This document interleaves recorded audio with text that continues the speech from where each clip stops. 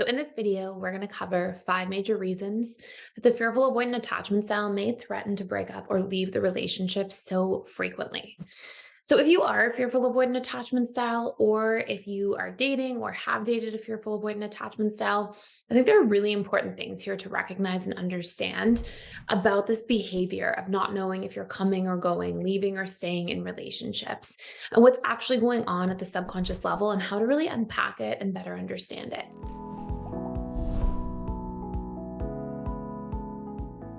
So, one of the first things that you need to know is that as a fearful avoidant attachment style, you have completely polarized emotional associations about the same one thing, being dating or love or relationships or whatever you want to call it. So, this idea of your relationship, you have a lot of good feelings about, and you have a lot of really scary feelings about. And those feelings are actually the result of limiting beliefs that exist at a subconscious level about relationships as a whole. Now, in the fearful avoidance upbringing, they often were exposed to extremes, lots of really great times, really fun times, really great family times where love was a really great thing, connection was a great thing that got their needs met. And other times, they had really scary experiences around love and connection. Maybe their caregivers were really struggling with their own anger or had really extreme punishments, or maybe there was a lot of chaos in the home for differing reasons. But at the end of the day, there were both really positive feelings about love and connection and really negative feelings about love and connection, literally almost existing on the totally opposing ends of the spectrum. Now, what this does is it programs this person to be in a constant state of conflict in their upbringing, and thus a constant state of conflict in their adult lives, because our subconscious mind carries all of that information with us all of the time. And the only way we remove that information is through actually reprogramming or reconditioning the limiting beliefs that we have about love and connection. Things like people won't stick around, people will always betray me, people will get bored of me eventually. I can't trust people. People aren't safe. Like all these different dynamics that the fearful avoidant has absorbed into their subconscious mind. If you have been imprinted with these ideas and then you go to interact with somebody and give and receive love with them, of course, these imprints are going to float to the surface and impact and color the way that you do love in relationships. And so when these things are triggered, this is where the fearful avoidant attachment style has the most doubt experienced. So when these things are triggered, this is where the fearful avoidant will be like, I can't stay. I don't know why I'm here. It's not going to work out anyways. This is too much for me. And they will really go down the rabbit hole of all the reasons that they shouldn't be in a relationship. And at its root, all of those reasons are actually a subconscious strategy for self preservation. At its root, it's all the reasons you want to protect yourself. So I'll share this. So I was a big fearful avoidant attachment style. I've probably been securely attached for like 10 years now or so. And, when I was a fearful avoidant, I was a real fearful avoidant. Like I wasn't like sort of a fearful avoidant with some secure, like I was very FA. And I had somebody say to me that I was dating, that was a more serious relationship for me at the time. You threaten to leave all the time. And they brought this up to me. And it's funny because my first instinctual reaction was like, no. And, I emotionally felt a no because it was always a reaction to a fear. So I was so consumed by the fears coming up that I didn't even realize that I was doing that. And it was sort of a split second after saying, no, I don't do that, where I paused for a second. And I was like, whoa, I do that. And I like said that out loud and I recognized it and I kind of recognized the impact of that on somebody else. And it's an extremely unhealthy behavior, but it's the result of trauma, right? It's the result of having really scary beliefs about love and care and connection and vulnerability and commitment and all these different things.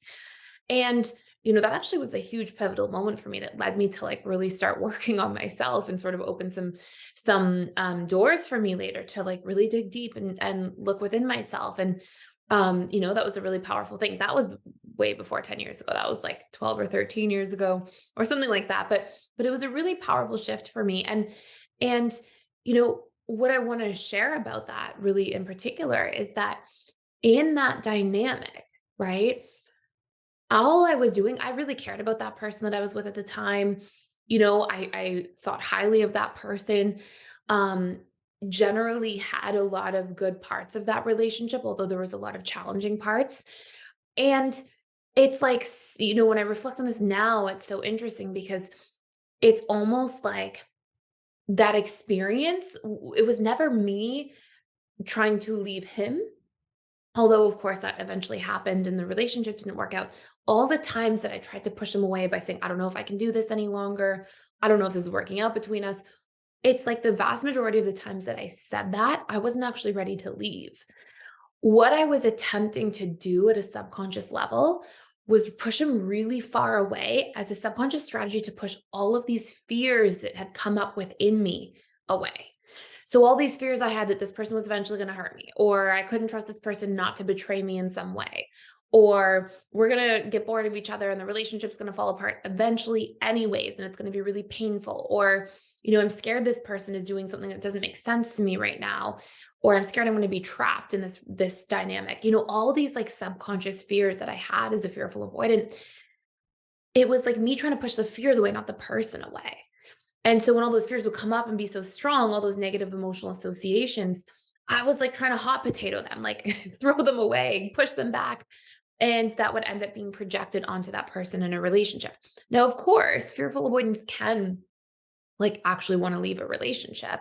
And ultimately for me, that's part of what ended up happening.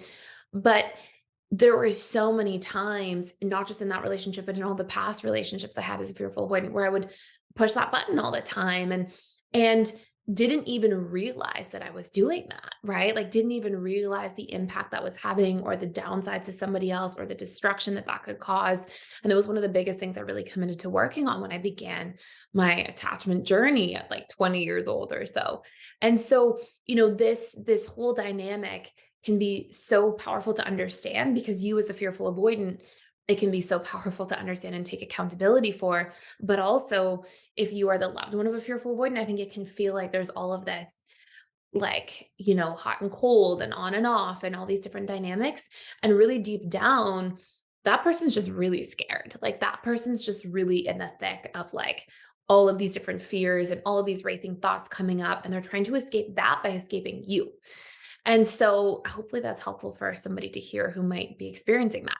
So the second thing, I went down a rabbit hole there. The second thing is this fear of being hurt, right? And that kind of goes hand in hand with number one, like the negative emotional associations in the form of limiting beliefs. Like those limiting beliefs are causing that fear of being hurt.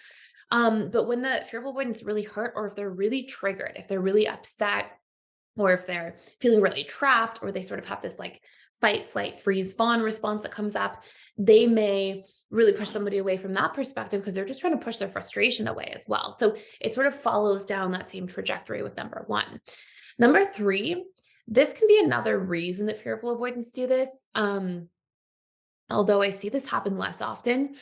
And this wasn't my case so much, but this can definitely be a case.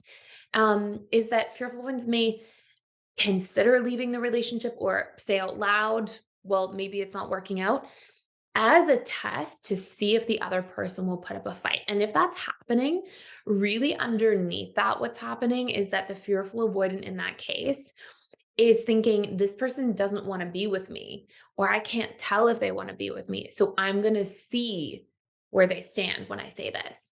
And that will be less intense. Like that'll usually be a way that a fearful one will kind of float something. And, part of them may be feeling like that, but a bigger part of them, will be doing that when they're really, really triggered or really afraid. But sometimes if they're just feeling really uncertain, it can be like a subconscious strategy of getting certainty because it's so difficult for fearful avoidance to be vulnerable and open up and ask for what they need or check in with somebody and say, hey, I feel like we're on a good path. How are you feeling about things? Like that's such a scary thing for a fearful avoidant to even do at the time until they start really working on themselves. So that testing indirectly can be another reason these sorts of dynamics can unfold. Now, if you are a fearful avoidant and you're going through this and you see this in yourself, chances are you just have a really, really big history of having to walk on eggshells, being afraid of relationships, being afraid of being hurt by relationships, feeling really conflicted about relationships, some really good feelings, some really painful feelings. And all of this is just representing your subconscious mind's landscape about relationships as a whole. And part of healing and becoming securely attached, arguably the most important part, is to recondition the painful beliefs and to also learn like what your needs are and how to communicate them, and to set your boundaries and these sorts of impacts as well. And by the way, reprogramming limiting beliefs like very much helps you emotionally regulate. It helps you feel calm, know how to work with your emotions, see your emotions as a positive thing, as a friend that are giving you feedback and guidance rather than feeling so overwhelmed by them. And if you want to do a deep dive into this stuff, everything about the reprogramming your attachment style, the reprogramming fearful avoidant attachment style will really help support you in that journey. And you can check out that course for free for 14 days. And it's all going to be about reprogramming your beliefs, learning your boundaries, meeting your needs, doing all of those things at the subconscious level, which is literally the place that we get results in our healing journey from. Because 95 to 97% of everything is taking place at the subconscious level. So really digging in there helps to truly move that needle. And you can check it out for free for 14 days just for the month of May, because it's mental health month. So you will get access to that. You get access to the whole school for 14 days. If you want to try it out, use that link below. Number 4, sometimes fearful avoidance will push somebody away or threaten to break up or float the idea of leaving a relationship because they're doubting that that person wants to stay with them, or doubting that that person won't get bored of them in the future. Fearful avoidants sometimes have this preoccupation with people getting bored of them. And I think partially that comes from fearful avoidance having a really high need for novelty, and fearful avoidance sometimes having elements of limerence that can happen in their daily lives. I have other videos about that on this channel if you're interested. But I think that they project that out onto their partner. They think, oh, if I feel, that I could be missing out on something, or if I have a high need for novelty or things like that, my partner must also have that, but even more. And I think the even more idea comes from the fact that fearful avoidants also really care about loyalty. So they tend to have this kind of conflicting relationship internally with themselves around like really sticking things out, really showing up, really being super loyal, but then having this kind of like mindset that pulls them in different directions. And so they project those fears onto their partner. And then because of their trust wounds, also assume that their partner you know, won't like hold themselves back from those things the way that the fearful avoidant might be trying to do. And so that can be another big piece of where this sort of chaos comes in, and fear and confusion. And eventually, like the more confusion is there deep down, the more it's just going to spill out onto your external relationships eventually. And last but not least, fearful ones may threaten to break up because they feel overwhelmed, burnt out by relationships, unseen, unheard, like their needs don't matter, because it is so difficult for fearful avoidants to express their needs to a partner, to even know their needs, or to set boundaries. And so, because of this, even if you really care about somebody, you're on a trajectory until you solve for learning your needs, expressing your needs, and setting your boundaries, to feeling burnt out by close relationships in your life as a fearful avoidant. Because what's going to end up happening is you overgive, under receive, you're afraid to take up space or get your needs met or express them. And that ultimately will continuously lead you to one-sided relationships, which will feel very defeating over time. So again, in the Fearful Avoidant Reprogramming course, we talk about all that stuff too, how to move the needle, all the action steps, just more content than I can put into this one little video here. So anyways, if you want to do a much deeper dive, that's the course for you. You can check it out for free for 14 days. I hope this makes sense and sort of shed some light on these things. And thank you so much for listening. Thank you for watching and being here. If you enjoy this channel, please like, share, and subscribe. I make daily videos every single day for you on here. And I will see you in future videos.